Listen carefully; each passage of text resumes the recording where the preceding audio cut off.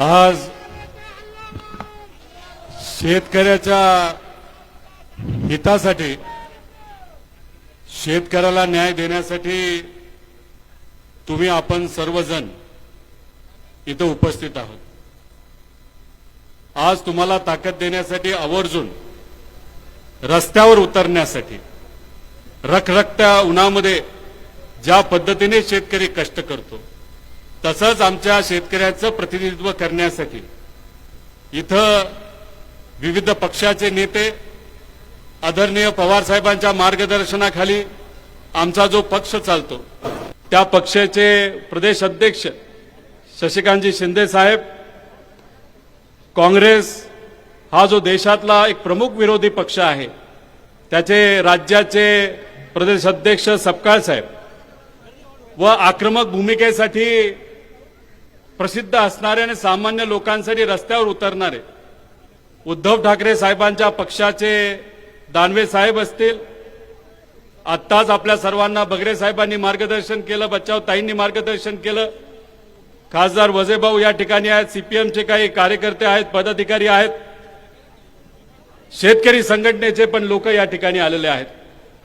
मी भाषण करणार नाही, मला फक्त तुम्हाला सर्वांना काही प्रश्न विचारायचे।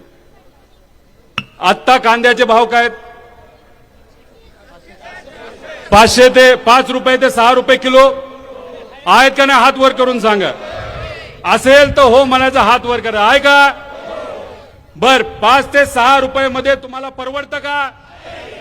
आपल्याला उत्पादक खर्च किती येतो? 18 ते 20 रुपये येतो का नाही येत? त्याच्याच बरोबर गेल्या 3-4 महिन्यापूर्वी जो काही अवकाळी पाऊस आला आणि त्याच्यामध्ये गारपीट झाली, त्याच्यामध्ये आपलं नुकसान झालं का नाही झालं? जो रब्बी कांदा बरेच दिवस टिकू शकतो, पण पाऊस आल्यामुळे आणि गारपीट झाल्यामुळे आज तो टिकू शकतो का? उत्पादकता कमी झाली का नाही झाली?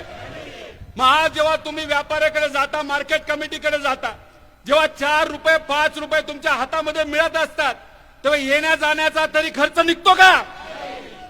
मग मला तुम्ही सांगा, जर मोठे मोठे नेते जर टीव्हीवर आणि इतर ठिकाणी जर सांगत असतील येणाऱ्या काळामध्ये पाऊस कमी होऊ शकतो, मग येणाऱ्या वर्षीचं पीक तुमच्या हातामध्ये येणार का? जर येणारं पीक तुमच्या हातामध्ये येणार नसेल आणि आहे त्या पिकाला तुम्हाला भाव मिळणार नसेल तर अख्खं वर्ष तुम्ही जगू कसं शकता? हा प्रश्न आपल्या सर्वांच्या मनामध्ये आहे का नाही? आता 18 तारखेच्या आधी पवार साहेबांनी आम्हा सगळ्यांना सांगितलं, उद्धव ठाकरे साहेबांनी त्यांच्या पक्षाला सांगितलं, काँग्रेसच्या नेत्यांनी त्यांच्या पक्षाला सांगितलं, लोकांसाठी रस्त्यावर उतरावं लागेल। 18 तारखेला तुम्ही आपण सर्वजण लासलगावला गेलो होतो का नव्हतो? फक्त संवाद करण्यासाठी गेलो होतो, लोकांची अडचण समजून घेण्यासाठी गेलो होतो। तिथं 3-1 हजार लोक आली। मग हे सरकार कुठेतरी घाबरलं। सरकार घाबरल्यानंतर कलेक्टर साहेबांनी रिपोर्ट पाठवला, तो मंत्रालयाकडनं केंद्र सरकारकडे पाठवण्यात आला। आपल्या मागण्या काय होत्या? आपल्या मागण्या होत्या, जेव्हा 2023 मध्ये इलेक्शनच्या आधी देवेंद्र फडणवीस साहेबांनी किती रुपयाचा भाव डिक्लेअर केला होता? मागच्यांना विचारतो, किती रुपये होता? 24 रुपये होता। इलेक्शनच्या आधी 24 रुपये आणि मतदान घेतल्यानंतर किती? 12.5 रुपये। हे आम्हाला नाही पटलं आणि मग 18 तारखेला आपण सगळ्यांनी मिळून आंदोलन केल्यानंतर या सरकारला नरमावं लागलं। त्यांनी 15 रुपये 18 पैशावर आता रेट दिला, म्हणजे त्यावेळेच्या आंदोलनाला आपला 3 ते 3.5 रुपयाचं यश मिळालं। पण हे 3.5 रुपये तुम्हाला मान्य आहेत का? ठीक आहे, यश आलं असेल, पण हे 3.5 रुपये मान्य आहेत का? मग सरकारला आपली काय मागणी आहे? 3000 24 पेक्षा पुढे आम्हाला भाव त्या ठिकाणी पाहिजे, अशी आमच्या शेतकऱ्याची मागणी आहे। मग हे जे नाफेड खरेदी करतं ते कुठेतरी डोंगराच्या आड बाजूला जाऊन काही व्यापाऱ्यांकडनं, प्रायव्हेट लोकांकडनं कांदा खरेदी करतं का नाही करत? जेव्हा भाव असतो 5 रुपये, जेव्हा भाव असतात 6 रुपये, त्यावेळेस खरेदी करतात आणि नाफेडला विकतात कधी? हे कॉन्ट्रॅक्टर जे कोणी लोक असतात, भाव वाढल्यानंतर मग त्यांना 10 रुपयाचा नफा। आता सुद्धा नाफेडचे जे काही बगलबच्चे आहेत ना, त्यांनी आता 4 ते 5 रुपये कांदा घेऊन ठेवलाय आणि तो कांदा आता ते कितीला नाफेडला विकणार? 15 रुपये 80 पैशाला, पण शेतकऱ्याला त्यातून काय मिळणार का? तर मग आमची मागणी आहे, हे जे बगलबच्चे कोण आहेत माहितीये का? हे सत्ताधाऱ्यांचे कार्यकर्ते आहेत, त्यांना त्यांनी कॉन्ट्रॅक्ट दिलेले आहेत, त्यातून हे पोट भरतायत, घर भरतायत, पण आमच्या शेतकऱ्याचं घर भरताय का? महिला उत्तर कुणीतरी दिलं पाहिजे, म्हणून हे सर्व नेते या ठिकाणी आलेले आहेत. आणि मग आमची मागणी आहे, नाफेड लीग काळ्या कुठेतरी आड बाजूला खरेदी करण्यापेक्षा कुठं खरेदी करायचं?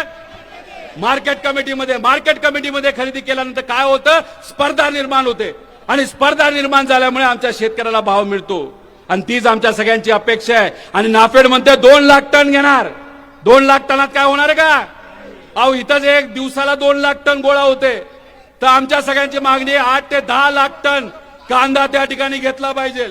आणि 8 ते 10 लाख टन कांदा घेतला तो कांदा हा भारतात विकायचा नाही, हा कलकत्त्यात विकायचा नाही, मुंबईमध्ये विकायचा नाही, दिल्लीत विकायचा नाही. कारण काय करतात, 3 महिन्यानंतर भाव वाढल्यानंतर हा तुमचा कांदा जो स्वस्तात घेतलाय परत जाऊन त्या मोठ्या शहरामध्ये स्वस्तात विकतात. आणि आपल्या सगळ्यांची जी अपेक्षा असते राहिलेल्या कांद्याला चांगला भाव मिळाला, त्याला भाव मिळतो का?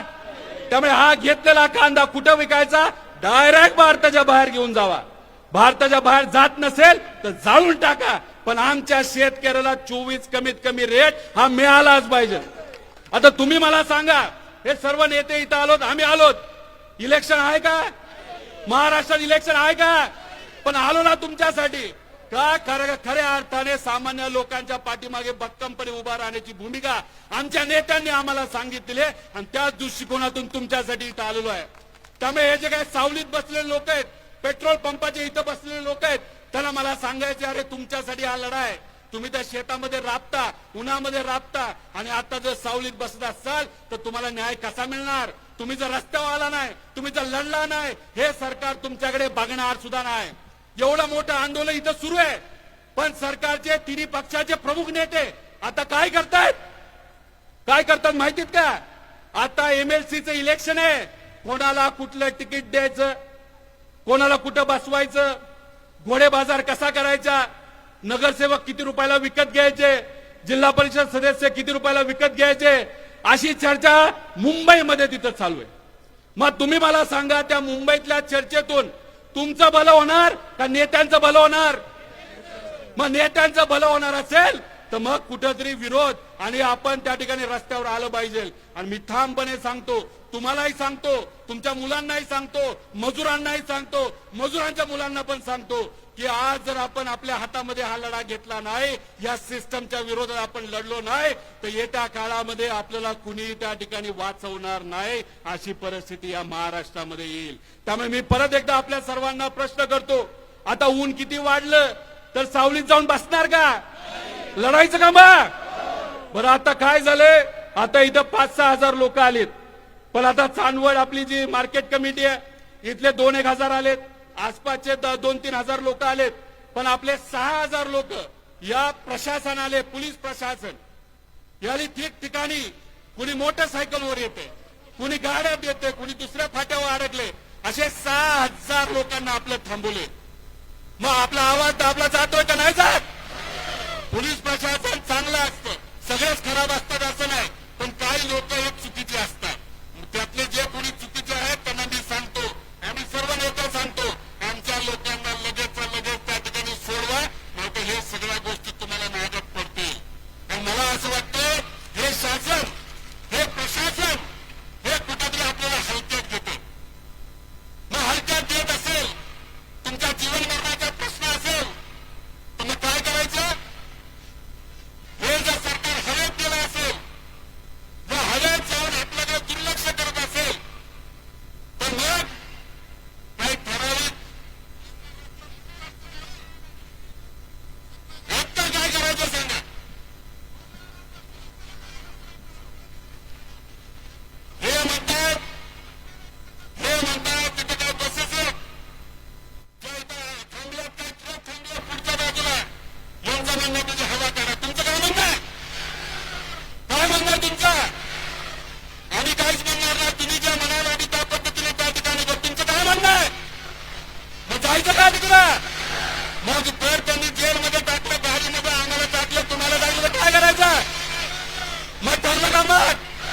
आम्ही जेलमध्ये जायला तयार आहे, आम्ही काय कोणाला घाबरत नाही का? आम्ही मराठी माणसं आहोत, आम्ही महाराष्ट्रातली माणसं आहोत, आम्ही दिल्ली समोर झुकत नाही.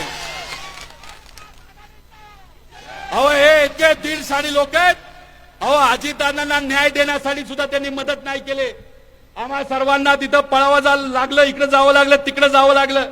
काँग्रेसच्या माध्यमातून कर्नाटकामध्ये 0 FIR करून कुठेतरी दादांना न्याय देण्याचा प्रयत्न आम्ही तिथं केला. त्यासाठी काँग्रेसचे आम्ही आभार व्यक्त करतो. पण मग दादांना न्याय देणं या महाराष्ट्रामध्ये अवघड असेल तर मला तुम्ही सांगा, तुमच्यासारख्या सामान्य लोकांना न्याय या महाराष्ट्रामध्ये मिळेल का नाही मिळेल? मग जर नाही मिळणार नसेल तर मग कुठेतरी आपल्याला सुद्धा काही गोष्टी हातामध्ये घ्याव्या लागतील. आज एक कांदा आंदोलन आहे, उद्या पेट्रोल डिझेलचं आंदोलन करावं लागेल, उद्या विद्यार्थ्यांसाठी आंदोलन करावं लागेल. आमच्या माता भगिनींची तिथं अब्रू उठली जाते, तिथं अत्याचार होत आहेत, त्या बाबतीत सुद्धा सरकार काय करायला तयार नाही.